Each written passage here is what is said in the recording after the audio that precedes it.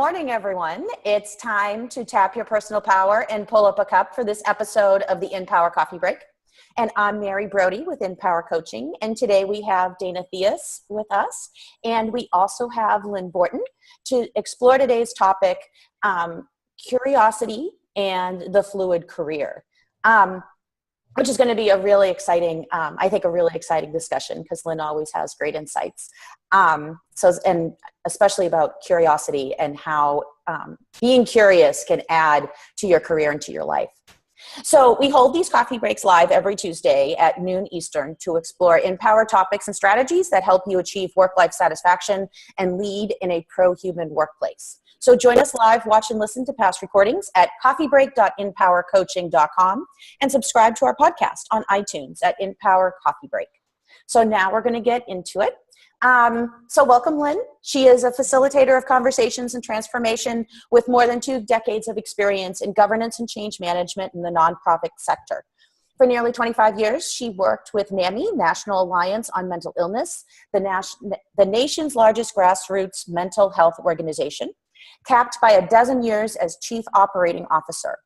In the summer of 2014, a confluence of events reminded her that life is short, and in 2015, she left NAMI to write and consult. Lynn is producer and host of Choose to Be Curious, a bi-weekly radio show on WERA LP 96.7 FM in Arlington, Virginia. And since her departure from NAMI, she has worked with established nonprofits and emerging startups, traveled in Southeast Asia, plunged into the frozen Atlantic Ocean, posed as a painter's model, sewn 2 quilts, taken 2 MOOCs, and participated in a Moth Story Slam, given a lead talk, begun a personal blog, trained in radio production, and enjoyed a lot more sleep. Lynn graduated from Yale with honors and a degree in religious studies, but she learned her most important lessons working in a community mental health center following graduation. When pressed, Lynn describes herself mostly as grown up with gray hair and laugh lines to show for it, a hardworking, mission-driven, Formu executive, unrepentant volunteer, and middling cook. So welcome, Lynn. Thank you. Thank you. It's great to be here. Sorry. I was going to say, that's a great bio because, I've known Lynn for years and I didn't know half that stuff. I know a lot of it, but not all of it. The middling cook is a well-kept secret. Well, now no one will know, right? No, my husband gets all the credit there. I'm a happy eater. Oh, and Lynn, I have to share because I'm in a master's program for corporate communications. And we were taking a class on entrepreneurism, and we were having an online forum discussion about qualities and traits of an entrepreneur. And one of the videos we saw had something that alluded to curiosity, like why children are and I linked to your show. Oh, so I wanted to let you know that now you're global. All right. Thank you very much. Yes. It's one of those things that once it's on your radar, you realize how much it shows up, and yet it's still kind of underappreciated. So that's my mission, to get people to appreciate it. Well, let's talk about that because Mary put, I think, in the note about this session, we've been talking about the fluid career from a bunch of different perspectives now. And what we mean by the fluid career is the fact that most people, and it varies by age and by, what sector they're in, but most people are not staying at jobs very long, less than 5 years. And so they're moving from job to job. And what we've noticed is that when people have kind of an open attitude about it, hey, when I think I've just about stayed here too long, I need to start looking for my next thing. What's my next thing? And they have curiosity about that next thing. They tend to sort of flow from job to job, fluidly and comfortably, and in a way that grows them and their career at the same time. Versus the people that stay too long or worry too much, and then their move from career to career can feel traumatic. Right. And that's why some people who, will get laid off, some of them will go, "Oh, the best thing that ever happened to me," and some of them are just petrified and terrified. Right. And so what we've talked about the fluid career is, all the different emotions and reactions and realities that we experience and how to think about them. So fear and, fear's been a big one, right? We're all afraid of losing our income, right. But also, the desire to sort of become more of yourself. But curiosity, it strikes me, is one of those things that can make any move from, one state of reality to the next, feel very non-traumatic and fun even, and kind of energizes you. And so when I thought about your career, I wanted to ask you about this because you're at NAMI for like 20 years, right? Never. Yeah. Yeah. And like, I knew you there and you seemed very happy and you seemed to be for a long time kind of, I noticed it was your curiosity because we worked on that strategic planning stuff together, and it was kind of your curiosity about what the organization, what kind of strategy would serve it, that made it easy for me, to work with you. So I'm curious about how you look at career, given that you were in one place for 20 years and now you're like banging through all these, your career is like taking off and going 1,000 miles an hour thanks to curiosity, literally, the podcast, the radio show, but also your own attitude about it. So how do you look at the fluid career through your lens? How does it show up for you? Well, I was thinking about this morning, and I was thinking about the word fluid. And I thought, well, it really depends on whether or not you think of it as a noun or an adjective. Because fluid as a noun is a substance that is actually subject to other external influences and moves in predictable ways based on those influences. As an adjective, it's something that, can shape shift and move along. And I think we equate fluid with flow and a kind of smoothness, but not all flows are smooth. I mean, whitewater is fluid. Waterfalls are fluid. And I think to a certain extent, my trajectory in a career context was waterfall fluid. That there was a jolt in my life, and Mary alluded to it in the bio, but I had, in my case, it was a brush with cancer, that everything went well, knock wood, I'm fine. And I went back to work after that break, and I'm like, I'm back, I dodged a bullet. And then I was kind of like, wait, I dodged a bullet. I felt like I owed that good luck something more than just the same old, same old. And I got curious about, well, what might that look like? And because I'd been happy, because I'd been working hard, I'd never really thought about that. And so it was a fairly short decision process, kind of constellation of things that my husband and I kind of looked at one another and said, what if later is now? And let's just try something different. Not that there's anything wrong with what we've been doing, but there are other things out there. What might that be? He had a plan. My plan was to get a plan. So that's why I plunged into the frozen Atlantic and, did all of these things, in part because I was very intentionally putting myself quite literally outside my comfort zone. And I'll just tell you, 37-degree water is outside your comfort zone. And it was great kind of metaphorically, because once I'd done that, I was like, well, I did that. What else can't I do?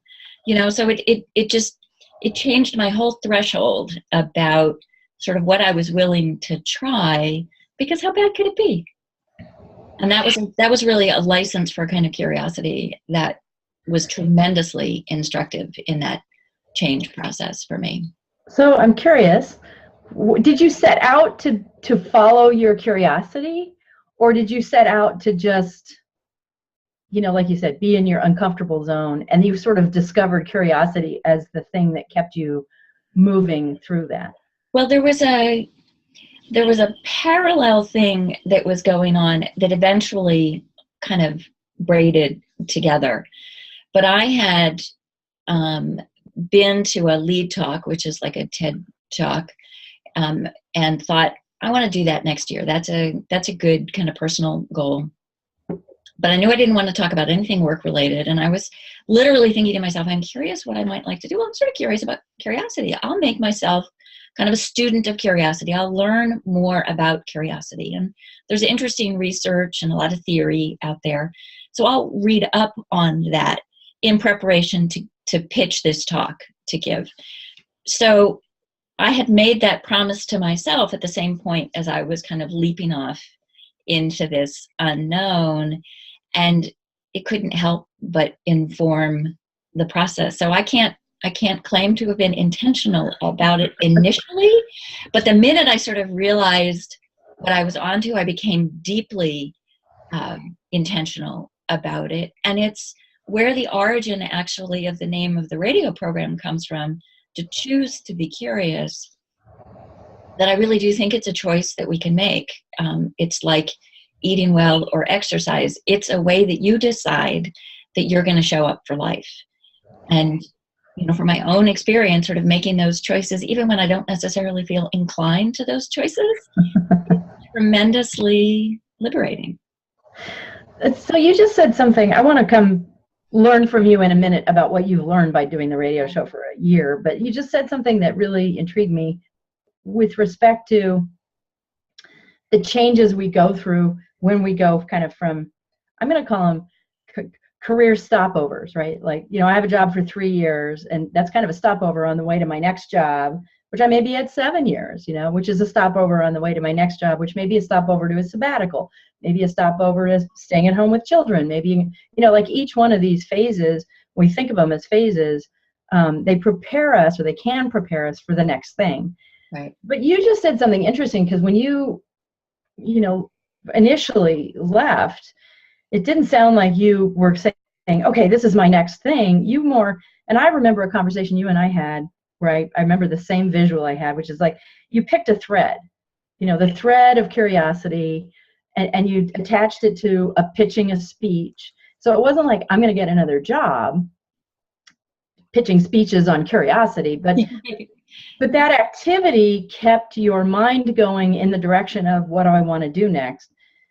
And it has led you to being a radio host, and it's led you into this whole thing. So it strikes me sometimes when we don't know that next thing we're going to, picking a thread that interests us, that we can learn more about, that we can be curious about, is a way to kind of bring to us what the next opportunity might be. Is that how it felt to you? I mean, that's how it looks to me looking at you, but. Yes, very much so. And the only quarrel I would have with that is I wouldn't describe jobs as stopovers on the way to something else, because that doesn't suggest that you're fully present in that job, and that you're not harvesting everything that you can from the experience. I think it's Aldous Huxley, right, who has the line about experience isn't what happens to you, it's what you do with what happens to you. And I think that's actually a great insight, because you take all of these threads, and it's perhaps no sorry coincidence that I'm something of a textile artist, and I like to weave, and I like to knit, and I like to quilt. I like to bring those threads together into something more than what their separate pieces and parts might suggest, and to carry the analogy, to make something beautiful out of those pieces, instead of thinking them as loose threads or scraps, or a fragment of this or a fragment of that. And Elizabeth Gilbert's book, Big Magic, actually, she speaks to this, right? About, isn't there just something, forget passion, you don't have to feel passionate about anything. This actually really resonated for me.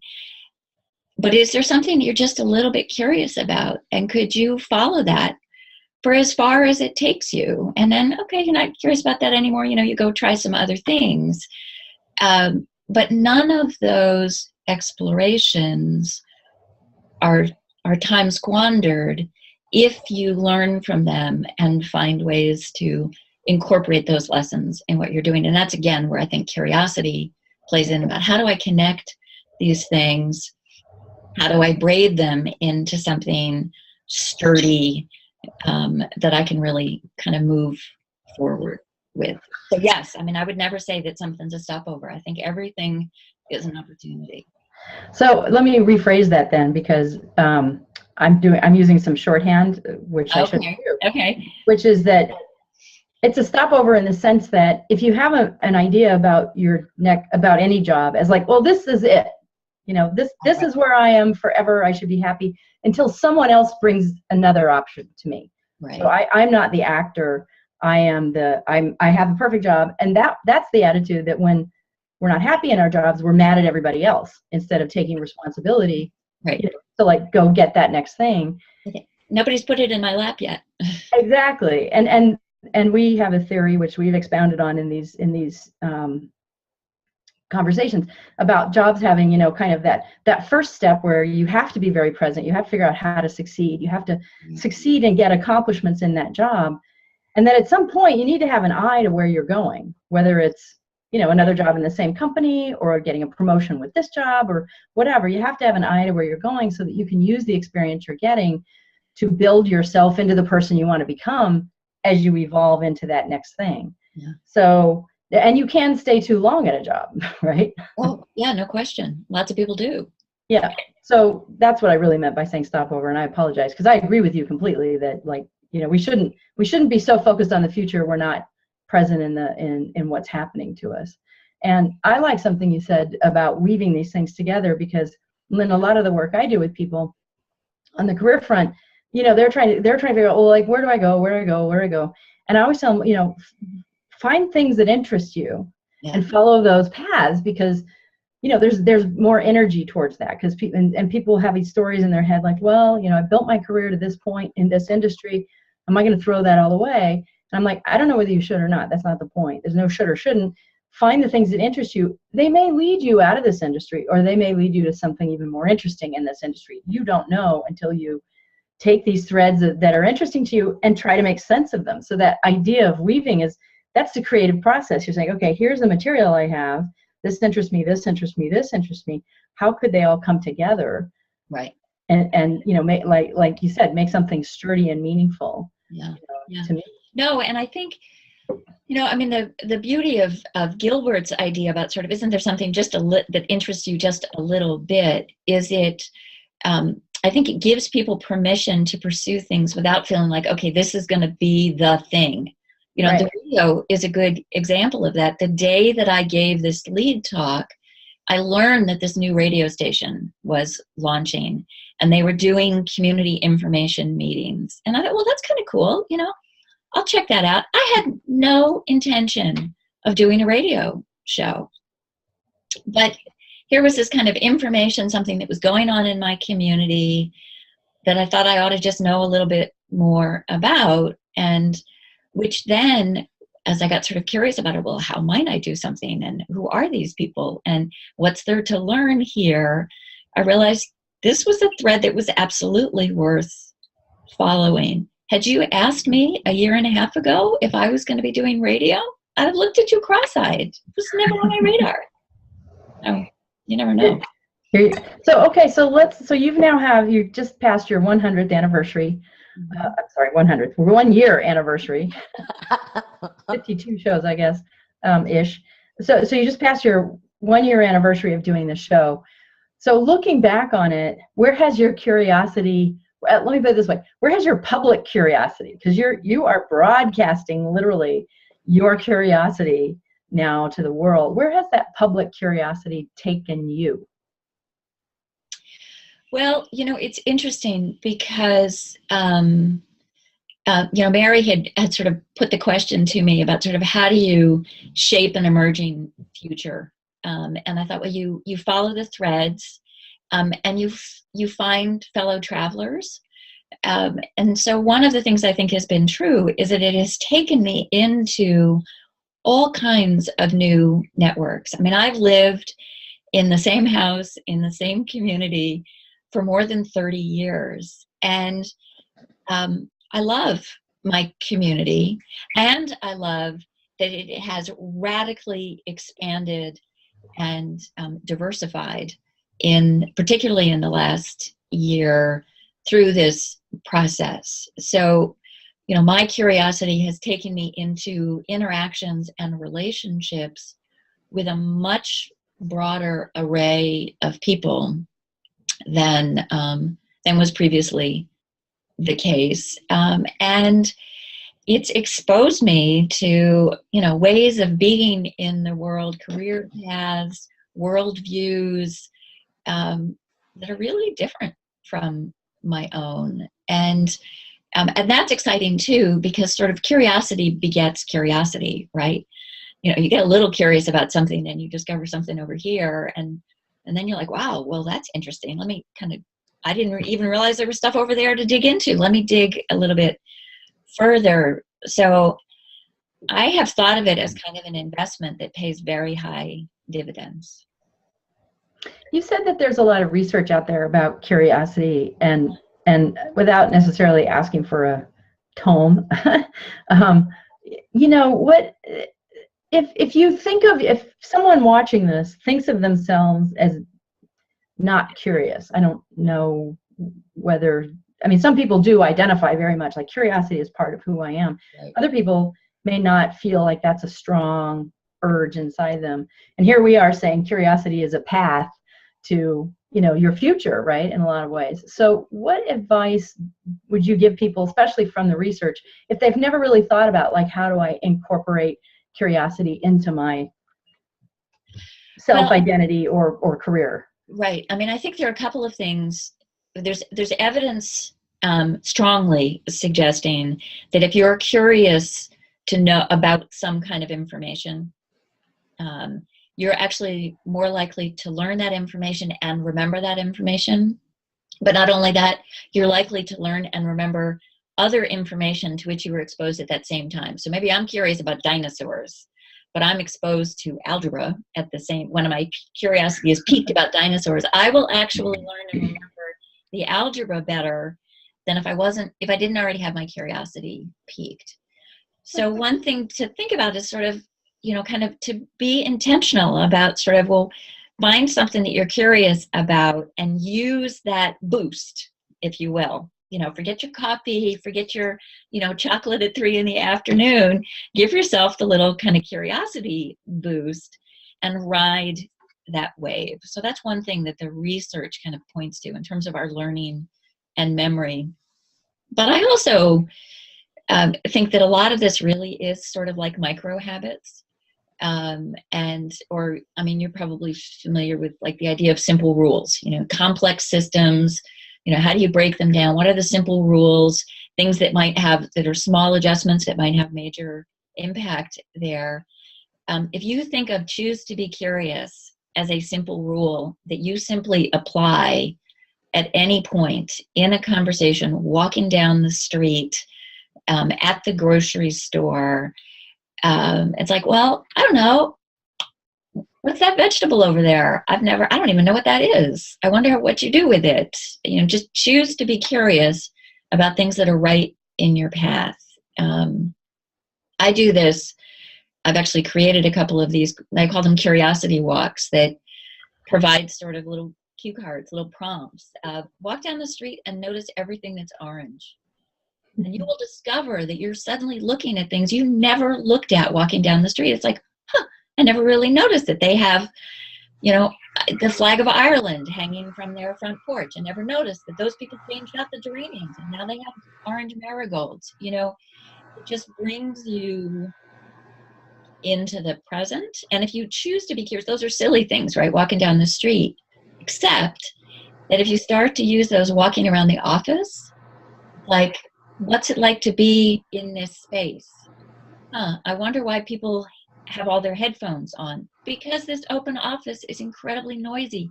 Who could work in this sort of a setting? So to ask yourself, like, what's actually going on around me? And how do I feel about it specifically? Something happened, and sort of be curious about what that thing was. Not just, it felt awful. It's like, well, what felt awful about it? Was anything about it exciting? Did anything about it pique your curiosity further? Did you just go to a place of defensive?ness? And again, just sort of being a little bit curious. You can go in tiny steps. You don't have to start really big. You can just start really, really small. That builds. And actually, I'm working on a show right now. It'll air in 2 weeks on curiosity across political distance. And there's research that suggests that science curiosity and interest in surprising information and learning kind of about scientific discovery actually reduces political polarization. So I thought that was really interesting, right? So, if you're interested in the world around you and you kind of cultivate that then has overflow into some other places where it opens up your willingness to consider different options, and again, sort of thinking about what your future might be as different from what you kind of always thought it was going to be. That's think about it.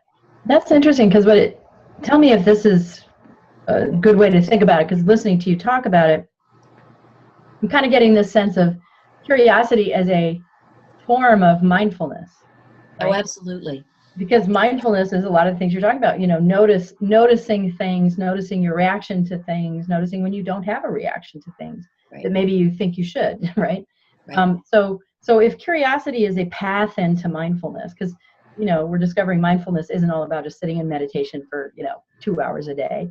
So if curiosity is a path into mindfulness, but it sounds like it's a path it's kind of a self-guided path, right? You keep asking why, you keep noticing things you don't know and probing that way, which we've talked about it with respect to the fluid career and other things, is that, fear can be that way. I'm afraid of that. Why? Lean into the fear, explore the fear. 9 times out of 10, most of what you think you're afraid of, you're not afraid of. There may be something in there you are, but you don't realize how tiny and small and manageable it is until you kind of move things aside. And the same can be true of anything else, right? Yeah, no, I think that's right. In fact, one of my personal kind of simple rules is go toward the fear. Mm-hmm. And it took me a long time to be willing to embrace that one. Yes. But I realized over time that the stuff that I was avoiding, the things that I was calling myself afraid of, I was resistant for a lot of different reasons. And so that's my shorthand for, well, get curious about what's actually there. Like, are you afraid because you could genuinely die doing this? That's one possibility in certain circumstances, right?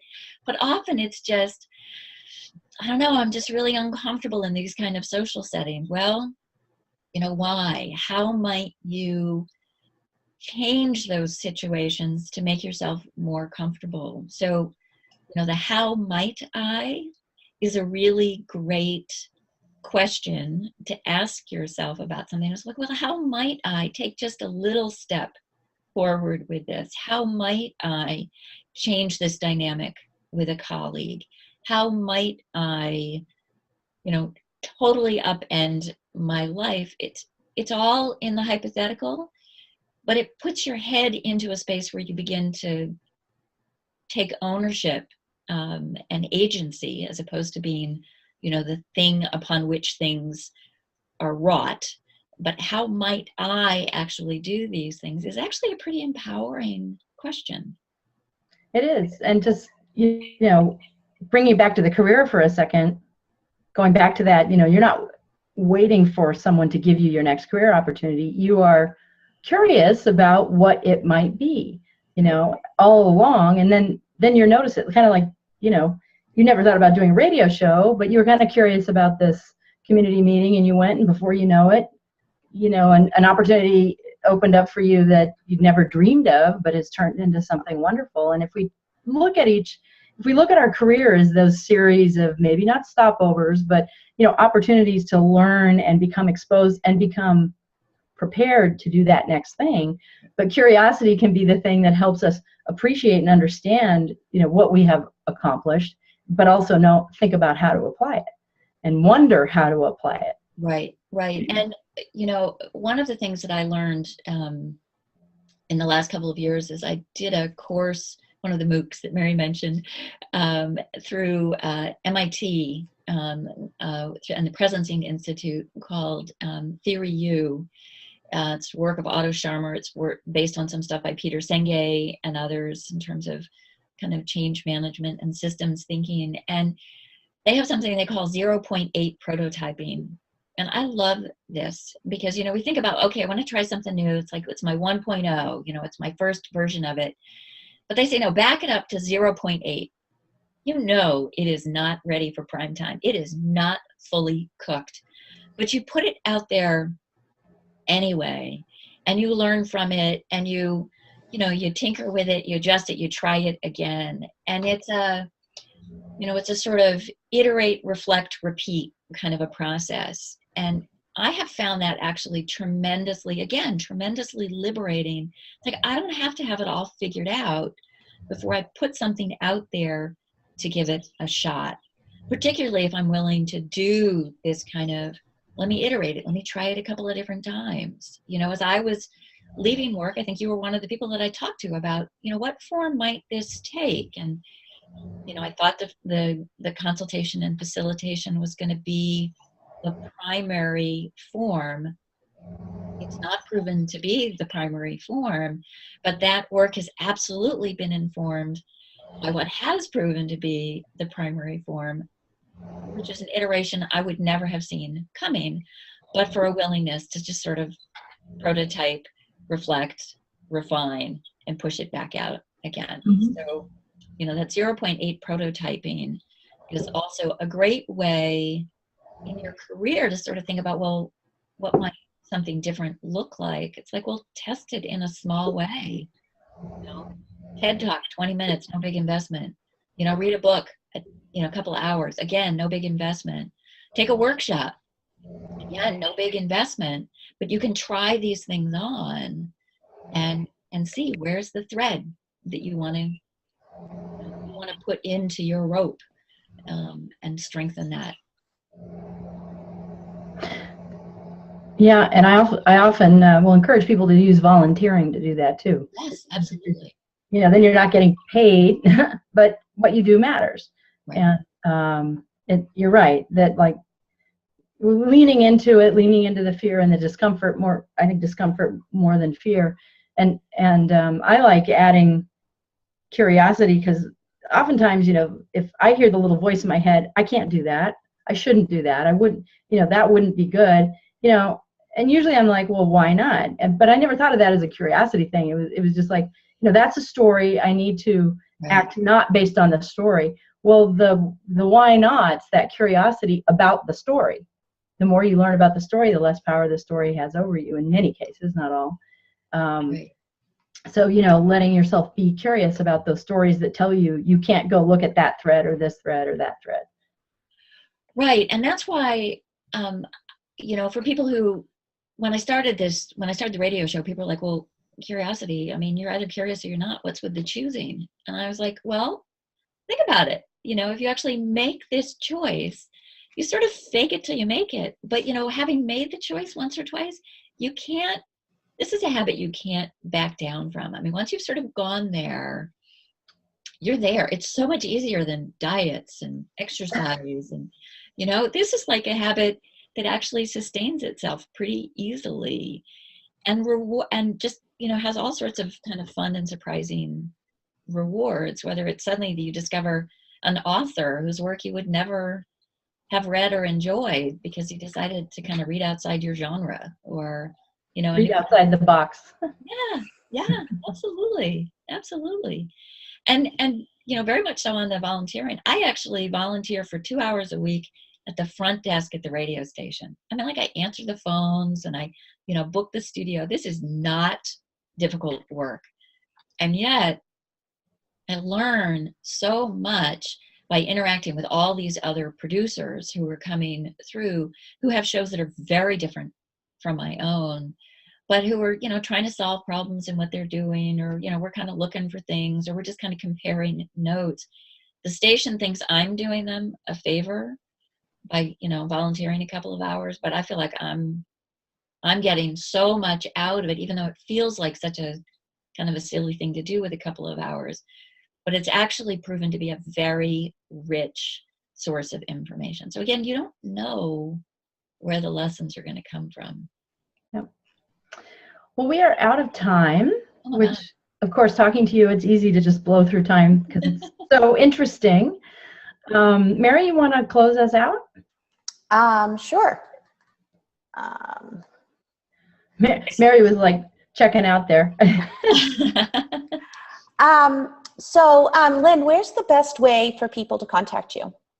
Well, you can go to the website at choosetobecurious.com, or you can email me at choosetobecurious@gmail.com. And you can subscribe to the radio show. You can get it as an on-demand listening through the website, or at mixcloud.com/Lynn Borton. But just think, choose to be curious. Awesome. Well, everyone, thanks for tuning into this episode of InPower Coffee Break. And please visit us at coffeebreak.InPowerCoaching.com to see upcoming topics, past recordings, and learn how you can join us live. Have an Empower Day.